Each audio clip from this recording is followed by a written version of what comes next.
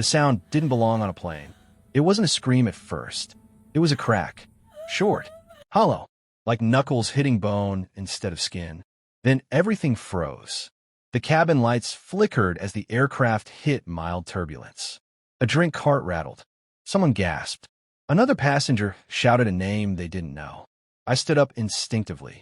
I saw a woman falling sideways between two rows, her body folding in a way the human body never should. Her head slammed into the metal edge of an armrest with a sickening finality.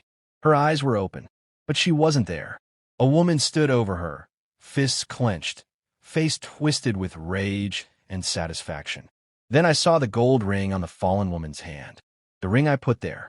The woman lying motionless at 38,000 feet was my wife, and the person who put her into a coma had no idea what she'd just done. Before you watch the full story, comment below where you're watching from and subscribe. 5 minutes earlier, before the punch, before the collapse, before my life split into before and after, I heard voices, sharp, cutting, too loud for an airplane cabin where everyone pretends not to exist. A woman was talking at someone, not to them. I told you to sit down. Silence followed. The heavy kind. The kind that means someone is being humiliated. I leaned slightly into the aisle. Then I saw her. My wife, Elena, standing near her seat, one hand gripping the overhead bin for balance. Her face was calm, but her shoulders were tight. She was trying to keep the peace. Across from her stood a woman dressed like she owned the sky. Perfect hair, perfect nails, sunglasses still on indoors. People were watching now, pretending not to, some already holding phones low, and something in my gut tightened, because I'd seen this exact moment before, just not in the air. My name is Daniel Reyes. For over a decade, I've worked undercover as a federal air marshal. I specialize in moments like this. Moments when tension turns to violence in seconds. I've trained to suppress emotion, to assess threats objectively, to act without hesitation when lives are at risk. I know the physics of a punch, the damage a head strike can cause, how little force it takes to kill someone at altitude. But that day, my hands weren't steady, because the potential victim wasn't a stranger. She was the woman I married, the woman who waits up for me after long flights, the woman who always tells me, "It's okay, you don't have to protect everyone." And now, I was watching her stand alone. The woman confronting her introduced herself loudly, without being asked. "I am the HOA president where I live," she announced to no one and everyone. "And I will not be disrespected." Her name was Karen Whitmore. She spoke with absolute certainty, like laws bent around her. "She's been standing too long," Karen snapped, making people uncomfortable. Elena blinked. "The seatbelt sign is off." "I'm allowed." Karen stepped closer. "Don't argue with me. I deal with people like you every day."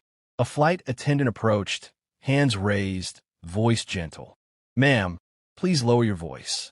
Karen turned on her like a predator finding new prey. "Do you even know FAA rules?" "I fly first class all the time."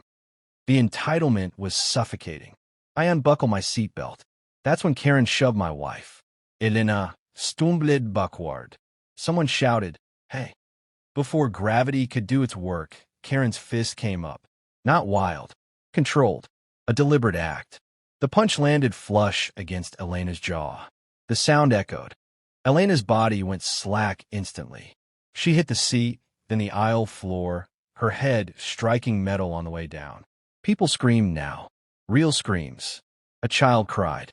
A man swore. Someone yelled for help. Karen stood there breathing hard. "She attacked me," she said flatly. Elena didn't move. I was beside her in seconds. "Don't touch her," I ordered, my voice cutting through the chaos. I checked her pulse. Weak but present. Her pupils told me everything I didn't want to know. Concussion wasn't the word. This was worse. I identified myself to the crew, flashing my badge with shaking fingers. "Medical emergency," I said.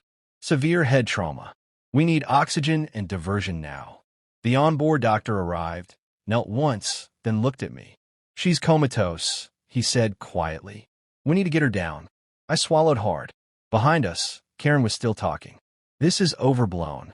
She fell. That's when I stood up. And everything changed. Karen Whitmore, I said calmly. You are being detained. She laughed. You can't do that. I showed my credentials. Her face collapsed. She screamed then, threatened lawsuits, claimed discrimination, claimed innocence. It didn't matter. The plane diverted. Police met us on the runway. As paramedics rushed my wife away, Karen was handcuffed, still yelling, still convinced. The world owed her obedience. The courtroom felt colder than the aircraft ever did. Video footage played. Multiple angles. No confusión. Karen watched herself strike my wife. She didn't look away. Doctors testified. Neurologists. Trauma experts. She may never fully recover, one said. When I took the stand, my voice didn't shake. I've stopped hijackings, I said. I couldn't stop this. Elena spoke last.